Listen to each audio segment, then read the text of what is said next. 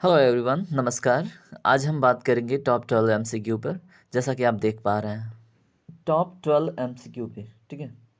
इसमें कुछ विशेष एमसीक्यू हैं जो आप देख पा रहे होंगे डिस्प्ले पे, है ना। उसको आज हम अटेंड करेंगे और हम क्वेश्चन को पढ़ेंगे और आपके सामने ऑप्शंस भी होंगे। अगर आप किसी भी स्तर के एग्ज़ाम की तैयारी करते हैं तो उसमें आपको ये क्वेश्चन हेल्प करेंगे, ठीक है। तो चलिए देखते हैं आज के फर्स्ट क्वेश्चन को। अगर देखिए वीडियो पसंद आए तो फिर फीडबैक ज़रूर दीजिएगा, ठीक है। फर्स्ट क्वेश्चन आपके सामने है, देखिए। फर्स्ट क्वेश्चन में क्या लिखा हुआ है, पढ़िए ध्यान से। मुगल बादशाह फ़रुखशियर का किसके द्वारा उपचार किया गया या जिसके कारण महाअधिकार पत्र ब्रिटिश को प्राप्त हुआ था? बताइए। मुगल बादशाह फ़रुखशियर का किसके द्वारा उपचार किया गया था और जिसकी वजह से अंग्रेज़ों को क्या मिला था? जो ईस्ट इंडिया कंपनी आई थी, गोल्डन फरमान जारी हुआ था। तो बताइए, इसमें ऑप्शन है हैमिल्टन, वॉटसन, ग्रेगर और जितना नाम लिया इनमें से कोई नहीं, है ना। तो इसमें राइट आंसर क्या होगा? अगर हम बात करें राइट आंसर का तो इसमें जो ऑप्शन नंबर ए है हैमिल्टन, ठीक है। तो हैमिल्टन इसका राइट आंसर होगा, ठीक है। अब देखिए फ़रुखशियर आपके सामने आया है एज ए ऑप्शन, ठीक है। तो हम फ़रुखशियर के विषय में जान लेते हैं। फ़रुखशियर का शासनकाल की बात करें तो इसका शासनकाल 1713 से लेकर 1713 से लेकर कब तक था? 1719 तक, ठीक है। तो फ़रुखशियर का शासनकाल भी याद रखिएगा। इसको एक पगला राजा के नाम से भी जाना जाता है मुगल के, अगर हम मुगल एरा पढ़ते हैं तो, ठीक है। क्योंकि इसने, देखिए, हैमिल्टन ने इसका इलाज किया था। इसको एक बहुत बड़ा फोड़ा हो गया था, ठीक है। फोड़ा समझते होंगे कि एक फोड़ा बिल्कुल समझते होंगे आपकी, एक घाव टाइप का ऐसे, जिसमें से पस निकलता है, ममाजें निकलती हैं, ठीक है। तो उससे ये पीड़ित हो गया था फ़रुखशियर, ठीक है। तो एक ब्रिटिशर्स हैमिल्टन करके इसका ट्रीटमेंट करता है और उसके बाद ये गोल्डन फरमान जारी कर देता है, जिसको हिंदी में हम महाअधिकार पत्र बोलते हैं, ठीक है। तो याद रखिएगा 1713 से 1719 के बीच में इसका कार्यकाल था। गोल्डन फरमान जारी करने वाला यही था और यहीं से जो मॉडर्न हिस्ट्री की स्टार्टिंग होती है, ठीक है। माना जाता है कि 1717 से मॉडर्न हिस्ट्री की स्टार्टिंग होती है, ठीक है, जब से ये गलती करता है। अब उसमें जो गोल्डन फरमान था उसमें ब्रिटिशर्स को खुद की कॉइन मिंटिंग्स की अथॉरिटी मिल जाती है, मतलब खुद के वो सिक्के चला सकते हैं। अगर कोई कंपनी के पास इतना राइट मिल जाए कि खुद की वो सिक्के चला पाए तो एक पैरेलल इकोनॉमी स्टार्ट हो जाती है। तो जाहिर सी बात है, जो लोकल गवर्नमेंट है या फिर जो प्रिंसली स्टेट है, उनका जो अर्थव्यवस्था है वो हैम्पर होगा, है ना। क्योंकि पैरेलल इकोनॉमी का मतलब भी हो गया कि एक ही प्रकार के राज्य में, ठीक है, एक ही देश में एक अलग से अर्थव्यवस्था का स्टार्ट होना, ठीक है। तो ये सारी चीज़ें हो गई थी और दीवानी राइट्स मिल गया था गोल्डन फरमान में उन लोगों को। वो भी फ्री में पहले जब ट्रेड करते थे, ठीक है, तो उनको कुछ पैसे देने पड़ता था नवाबों को। उसके बाद से क्या हुआ, पैसे भी नहीं देने पड़ते थे, ठीक है। तो इतना इसके विषय में हम जानते हैं और फिर इसके बाद देखते हैं, अगले क्वेश्चन पे चलते हैं। अगला क्वेश्चन आपके सामने आ चुके हैं, ठीक है। पढ़ते हैं क्वेश्चन। भारत में प्रथम प्रिंटिंग प्रेस की स्थापना कब हुई थी? ठीक है, प्रथम प्रिंटिंग प्रेस, जैसे न्यूज़पेपर वगैरह है, होता है ना प्रिंट, तो उस टाइप से एक क्वेश्चन है कि भारत में प्रथम प्रिंटिंग प्रेस की स्थापना कब और कहाँ की गई थी? ऑप्शन आपके सामने है, चार ऑप्शन। ए है 1556 ईस्वी में गोवा में, बी है 1510 ईस्वी में मद्रास में, सी है 1514 ईस्वी में मुंबई में, डी है 1511 ईस्वी में पुणे में, ठीक। तो आपके सामने ऑप्शन भी है, क्वेश्चन भी है। बताइए इसमें राइट आंसर क्या होगा?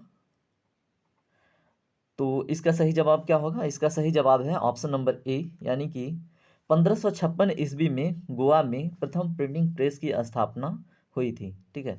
तो ये तो बात हो गई प्रथम प्रिंटिंग प्रेस की। अगर हम बात करें कि फर्स्ट करेंसी प्रिंटिंग प्रेस की स्थापना कब और कहाँ हुई थी, ठीक है, और सेकेंड प्रिंटिंग प्रेस की स्थापना कब और कहाँ हुई थी, तो देखिए एग्जाम में ये पूछ सकता है, काफ़ी इंपॉर्टेंट सेक्शन ये भी अगर हम देखें तो है, ठीक है। तो प्रथम करेंसी प्रिंटिंग यानी कि मुद्रा की जो छपाई वाली मशीन की स्थापना हुई थी, ठीक है, 1928 में हुई थी, ठीक है। 1928 तो ईयर हो गया, लेकिन लोकेशन कौन सा था बताइए, लोकेशन क्या था?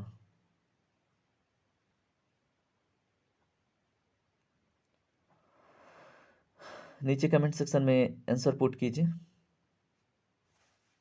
ये लोकेशन है महाराष्ट्र का नासिक, ठीक है। महाराष्ट्र के नासिक में फर्स्ट करेंसी प्रिंटिंग प्रेस की स्थापना हुई थी।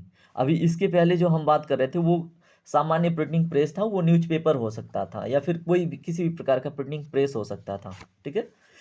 तो याद रखिएगा। और अगर हम बात करें कि सेकेंड, तो 1975 में हुई थी। कहाँ पे? देवास में, ठीक है। कब हुई थी? 1975 में। लोकेशन देवास, ठीक है। देवास कहाँ पे है? मध्य प्रदेश में, ठीक है। और दोनों के दोनों आरबीआई के अंतर्गत थे, ठीक है। यानी कि गवर्नमेंट ऑफ इंडिया के अंतर्गत दोनों प्रिंटिंग प्रेस थे। किससे रिलेटेड? करेंसी प्रिंटिंग प्रेस से, ठीक है। चलिए इसमें हम देखते हैं क्या, अगला क्वेश्चन देखते हैं। ओके, अगला क्वेश्चन आपके सामने आ चुका है, पढ़िए क्वेश्चन ध्यान से।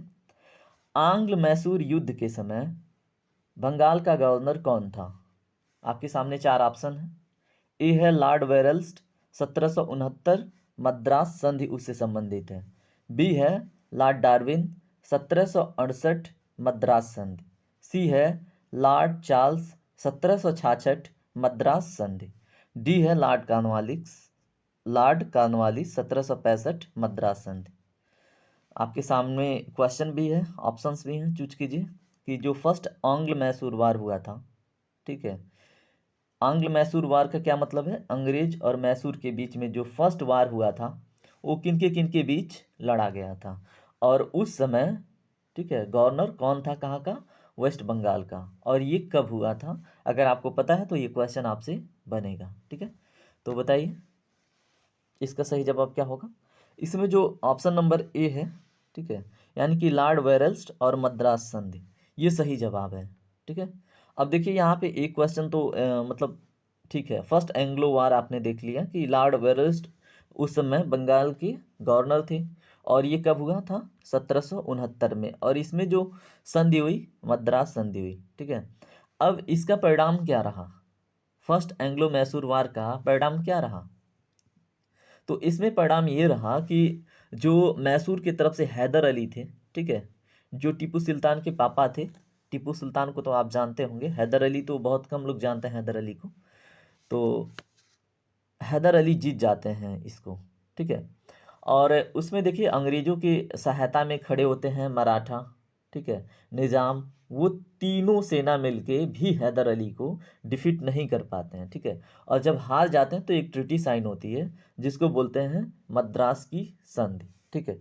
अब देखिए आपसे क्वेश्चन पूछेगा, फर्स्ट तो आपने जान लिया, अब सेकेंड एंग्लो मैसूर वार पूछ सकता है आपसे, थर्ड एंग्लो मैसूर वार पूछ सकता है ना। तो उसके विषय में भी थोड़ा सा जान लीजिए, ठीक है। तो देखिए अगर हम सेकेंड एंग्लो मैसूर वार की बात करें, ठीक है, सेकेंड की, तो वो कब से कब तक हुआ था? वो हुआ था आपका 1780 से 84 के बीच में, ठीक है। जो क्वेश्चन बनेगा सिर्फ उतने पे ही बात करेंगे हम। 1780 से लेके 84 के बीच में हुआ था क्या? सेकेंड एंग्लो मैसूर वार। उस समय भी लीड कर रहे थे इधर से हैदर अली, और इसमें हैदर अली की हो जाती है हार, ठीक है। और हैदर अली, अब इनकी हत्या भी हो जाती है, ठीक है, मर जाते हैं हैदर अली, ठीक है। और इसमें जो ट्रीटी होती है वो याद करने वाली बात है, ट्रीटी ऑफ मैंगलोर साइन होती है, ठीक है। ट्रीटी ऑफ मैंगलोर, ठीक है, ट्रीटी ऑफ मैंगलोर, ठीक है। तो याद रखिएगा। देखिए मैं कमेंट सेक्शन देख नहीं पा रहा हूँ क्योंकि मैंने इसको रिकॉर्डिंग पे लगा रखा है, ठीक है। तो अगर आप इंटरेस्टेड हैं, आप सुन रहे हैं, तो आप सुनते रहिए, ठीक है। तो मैं क्या है ना कि स्लाइड कर दिया हूँ, राइट स्लाइड, ठीक है, जिसकी वजह से मैं कमेंट सेक्शन नहीं देख पा रहा हूँ। तो आपको जो भी वैलिड लगे आंसर वो कमेंट सेक्शन में डालते रहिएगा, मैं बाद में देख लूँगा, ठीक है। और आप हमसे जुड़ने के लिए मेन प्रोफाइल से जाके आप यूट्यूब लिंक से आप मुझे बिल्कुल सब्सक्राइब कीजिए, ठीक है। ऐसे इंटरेस्टिंग सेशन के लिए और भी बहुत सारे टेस्ट सीरीज ऐसे हैं, ठीक है। चलिए इसमें देखिए हमने बात किया कि इसमें जो सेकेंड ट्रीटी हुई थी, सेकेंड एंग्लो मैसूर वार में ट्रीटी ऑफ मैंगलोर हुई थी, ओके। अगर हम बात करें इसमें थर्ड एंग्लो मैसूर वार की, ठीक है, थर्ड एंग्लो मैसूर वार किनके किनके बीच हुई थी? ब्रिटिशर्स और मैसूर के बीच में। उस समय जो मैसूर को लीड कर रहा था वो टीपू सुल्तान था, ठीक है। और ये कब से कब तक के बीच में हुई थी? 1700 यानी कि 1790 से लेके 1792 तक, ठीक है।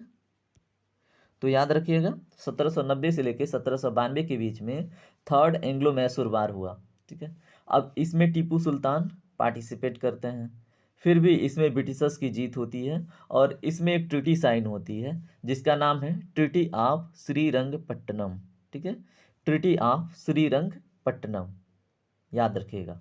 अब चलिए हम आपको इनसे रिलेटेड जो एंग्लो मैसूर वार हैं, ठीक है, इनसे रिलेटेड ना हम आपको एक कूट देते हैं जिससे आपकी ट्रीटी आप कभी नहीं भूलेंगे, ठीक है। टीपू सुल्तान ने, ठीक है, रजिया सुल्तान को एमएमएस भेजा, ठीक है। तो अगर ये आप याद रखते हैं तो आपको सिर्फ एमएमएस और टीपू सुल्तान याद रखना है, रजिया सुल्तान को तो हटा दीजिए, ठीक है। तो एमएमएस का फुल फॉर्म अगर देखें, फर्स्ट ट्रीटी जो हुई थी ट्रीटी ऑफ मद्रास हुई थी, ठीक है। सेकेंड जो हुई थी ट्रीटी ऑफ मैंगलोरू हुई थी। उसके बाद जो एस है ट्रीटी ऑफ श्रीरंगपट्टनम, ठीक है। तो होप कि आप भूलेंगे नहीं, है ना। चलिए इस तरह से ये क्वेश्चन कंप्लीट होता है। देखते हैं हम अगला क्वेश्चन। अगला क्वेश्चन पढ़िए ध्यान से। सिख साम्राज्य की जो रणजीत सिंह थे उनकी तुलना नेपोलियन से की जाती है और ये तुलना करने वाला व्यक्ति कौन था, ठीक है। ये है क्वेश्चन। ऑप्शन मैं पढ़ देता हूँ। विक्टर जकमा, हैलेट क्रेच, डलहौजी, वेल्टन, ठीक है। अब इसमें जो राइट आंसर है वो आप चूज करके बताइए क्या ही इसका सही जवाब होगा। अगर हम बात करें विक्टर जकमा की, ठीक है, तो विक्टर जकमा ने रणजीत सिंह का जो तुलना किया था नेपोलियन से किया था, ठीक है। और नेपोलियन एक बहुत ही मजबूत, है ना, बहुत ही लड़ाकू, एक प्रकार से क्या था, लड़ाकू बोल लीजिए, है ना, वॉरियर बोल लीजिए। तो विक्टर जकमा ने रणजीत सिंह को नेपोलियन की उपाधि दिया था, ठीक है। और नेपोलियन की बात करें तो नेपोलियन के ही डर से, याद रखिएगा, अगर न पता हो तो आज से याद रखिएगा, नेपोलियन के डर से कि नेपोलियन भारत में ना आ जाए, वेलेस्ली ने सहायक संधि नाम की एक प्रक्रिया स्टार्ट करी, ठीक है। और सहायक संधि के बारे में बात करें तो इसमें जो प्रिंसली स्टेट के लोग होते थे उनसे क्या होता था कि एक एग्रीमेंट साइन करवा लिया जाता था कि हम अपनी खुद की आर्मी रखेंगे आपके वहाँ, क्योंकि आपकी आर्मी जो लाठी भाले से युद्ध करती है वो बहुत कमज़ोर पड़ जाती है, जिसकी वजह से परफॉर्मेंस ठीक रहता नहीं और हार जाते हैं आप लोग। तो ब्रिटिशर्स यानी कि ईस्ट इंडिया कंपनी के कुछ एम्प्लॉई, सिक्योरिटी गार्ड वगैरह वहाँ पे एज ए स्टैंडिंग आर्मी होंगे, जिसके लिए प्रिंसली स्टेट को क्या करना होगा, उनका खर्च देना होगा, ठीक है। और क्या करना होगा, अब प्रिंसली स्टेट की जिम्मेदारी थी कि आप बिना ब्रिटिशर्स यानी ईस्ट इंडिया कंपनी को इन्फॉर्म किए आप किसी भी स्टेट से किसी भी प्रकार का वार नहीं कर सकते, किसी भी युद्ध में सम्मिलित नहीं हो सकते, किसी भी एक्सटर्नल अफेयर्स यानी कि किसी अन्य देश के साथ आप किसी भी प्रकार का संबंध बिना राय से, बिना ईस्ट इंडिया कंपनी के परमिशन से नहीं आप बना सकते, ठीक है। और भी बहुत कुछ था सहायक संधि में, बस इतना आप याद रखिए, वेलेस्ली से जुड़ा हुआ सहायक संधि था, ठीक है। तो ठीक है, विक्टर जकमा को भी हमने देख लिया। अब अगला क्वेश्चन देखते हैं। अगला क्वेश्चन है आपके सामने। 13 जनवरी 1843 में हुए चिलियावाला युद्ध में अंग्रेज अधिकारी कौन थे, ठीक है। जलियावाला तो आपने, जनरल डायर, है ना, बहुत दिमाग में कूद रहा होगा, जलियावाला बाग हत्याकांड 13 अप्रैल 1919 समथिंग ऐसे। तो 13 जनवरी 1848 की बात है, 43 इसमें बाई मिस्टेक लिखा हुआ है। तो 48-49 के बीच में एक हुआ था चिलियावाला युद्ध, ठीक है। उसमें अंग्रेज अधिकारी कौन था? तो ऑप्शन है ए लॉर्ड गफ, बी है सैंडर्स, सी है कैनिंग, डी है लार्केट्यूब। कुछ पल्ले पड़ा? चलिए इसका राइट आंसर होगा ऑप्शन नंबर ए लॉर्ड गफ, ठीक है। तो 13 जनवरी 1848 में जो चिलिया वाला युद्ध हुआ था, ठीक है, चिलिया वाला युद्ध, उसमें जो अंग्रेज अधिकारी था वो कौन था? लॉर्ड गफ, ठीक है। कमेंट सेक्शन देखिए मुझे दिख नहीं रहा है, ठीक है, तो आप अपने एबिलिटी अपनी क्षमता के हिसाब से कमेंट सेक्शन में डालिएगा। मैं लास्ट में चेक करूँगा, ठीक है, कि आपने कितना करेक्ट किया हुआ है, ठीक है। और देखिए अगर आप मुझसे जुड़ना चाहते हैं तो प्रोफाइल में जाके मेन प्रोफाइल से आप हमें वहाँ पे एक यूट्यूब का आइकन होगा, वहाँ से सब्सक्राइब कर सकते हैं और भी इंटरेस्टिंग सेशन के लिए, ठीक है। तो इसमें देखिए लॉर्ड गफ को तो आपने जान लिया। ये युद्ध हुआ किनके अगेंस्ट था? अंग्रेज और पंजाब के बीच में हुआ था। ये सेकेंड वार था, ठीक है, सेकेंड युद्ध था। और यहाँ पे देखिए ये तो हो गया कि अंग्रेजों की तरफ से लीड कर रहे थे लॉर्ड गफ। लेकिन अगर क्वेश्चन बने कि पंजाब की तरफ से कौन लीड कर रहा था, बताइए। तो पंजाब की तरफ से कौन लीड कर रहा था? कमेंट सेक्शन में लिखिए अगर आपको पता हो तो बताइए। शेर सिंह लीड कर रहे थे। कौन थे? शेर सिंह, ठीक है। तो पंजाब की तरफ से शेर सिंह लीड कर रहे थे। ओके, ठीक है, इतना। चलिए अगला क्वेश्चन देखते हैं। अगला क्वेश्चन है, रैयतवाड़ी व्यवस्था समस्त ब्रिटिश भारत के कितने प्रतिशत क्षेत्र पर फैला हुआ था? जो रैयतवाड़ी व्यवस्था था, लगान वसूल करने का, कर लेने का, है ना, जो लैंड रेवेन्यू टैक्स टाइप का था, तो ये ब्रिटिश भारत के कितने प्रतिशत क्षेत्र पर फैला हुआ था? ए है 51%, बम्बई, मद्रास, असम। बी ऑप्शन है 50%, बम्बई, मद्रास, असम। सी है 55%, फिर से है बम्बई, मद्रास, असम। आपको हिंदी में थोड़ा सा लिखा हुआ बम्बई दिख रहा होगा ना, वो बम्बई है एक्चुअली, ठीक है, टाइपिंग मिस्टेक है। डी है इनमें से कोई नहीं।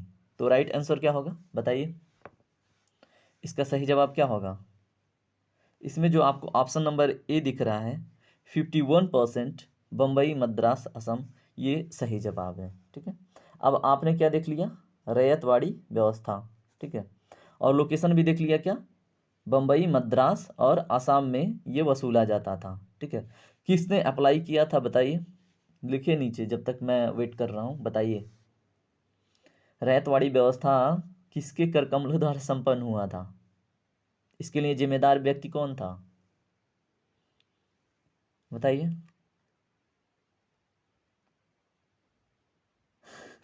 सर थॉमस मुनरो थे, ठीक है। Sir Thomas Munro, okay, sir Thomas Munro. और ये क्या थे? मद्रास के गवर्नर थे उस टाइम, ठीक है, गवर्नर ऑफ मद्रास। GOM मैं लिखता हूँ यहाँ पे, गवर्नर ऑफ मद्रास। क्या नाम था? सर थॉमस मुनरो, ठीक है। तो क्वेश्चन पूछेगा कि रैयतवाड़ी व्यवस्था लाने वाला व्यक्ति कौन था, किसके विचाराधीन था? तो याद रखिएगा सर थॉमस मुनरो को, ठीक है। चलिए अगला क्वेश्चन देखते हैं।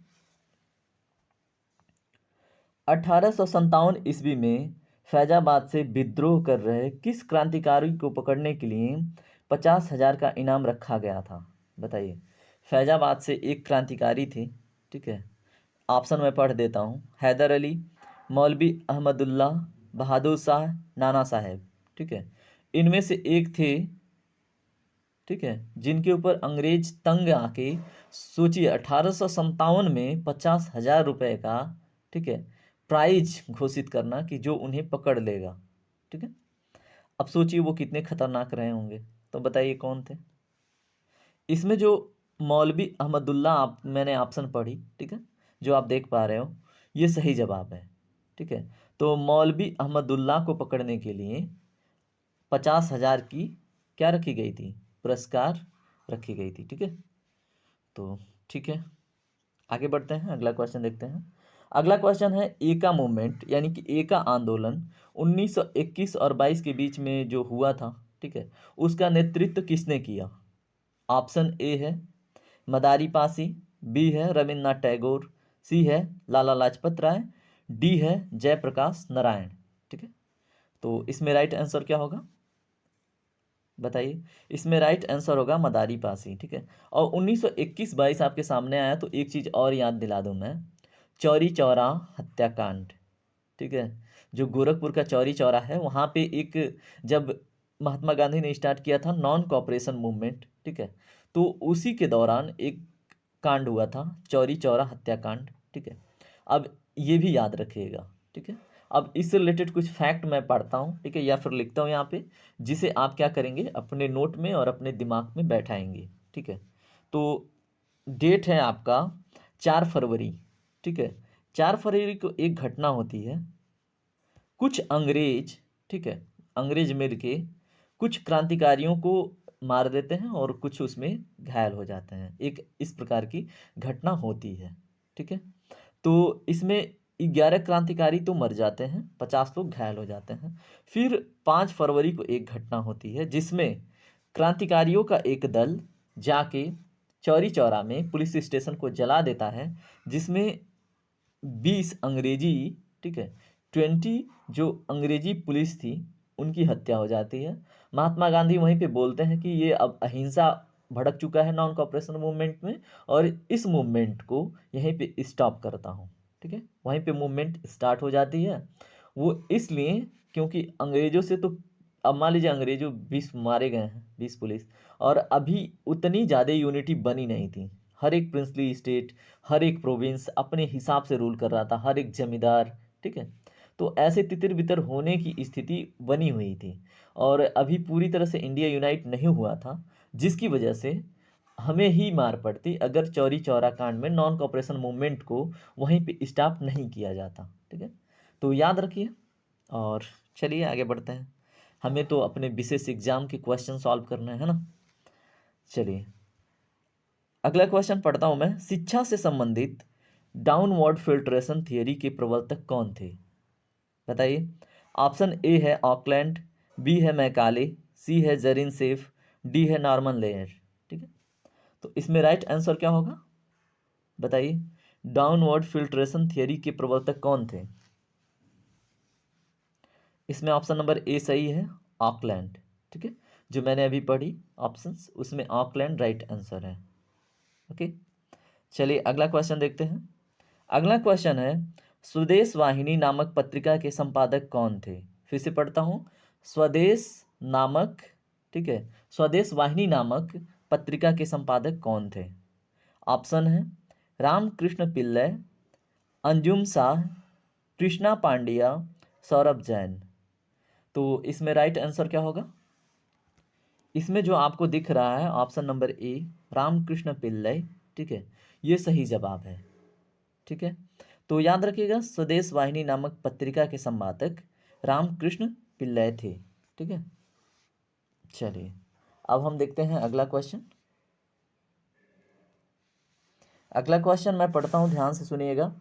राधाकांत देव का राधाकांत देव द्वारा ब्रह्म समाज के विरोध में किस संस्था की स्थापना हिंदू धर्म की रक्षा के लिए की गई? ठीक है, ऑप्शन पढ़ता हूं। धर्म सभा 1829, बी है वैरागी सभा 1825, सी है सन्यासी सभा 1839, डी है इनमें से कोई नहीं, ठीक है। अब इसमें अपने क्षमता के हिसाब से राइट आंसर चूज कीजिए, है ना। अगर आपने पढ़ा होगा तो बिल्कुल कर पाएंगे, नीचे कमेंट सेक्शन में लिखिए।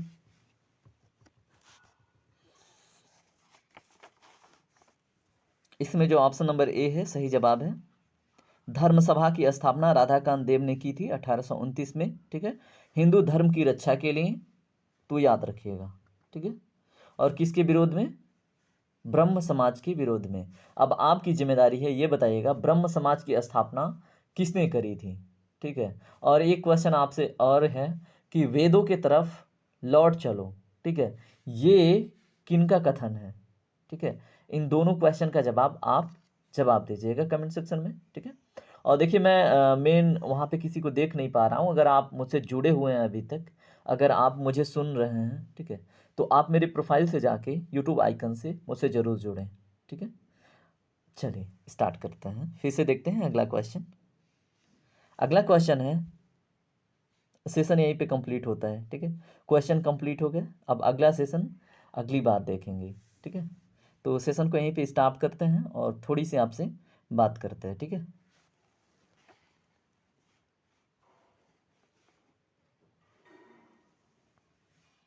चलिए धन्यवाद दोस्तों यहाँ बने रहने के लिए।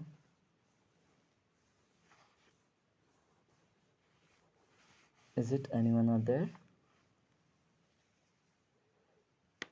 देखिए मैं मेन डिस्प्ले पे आ चुका हूँ, ठीक है। कोई है? हेलो, क्या मेरी वॉइस आ रही है? चलिए ठीक है, धन्यवाद, टेक केयर, बाय बाय।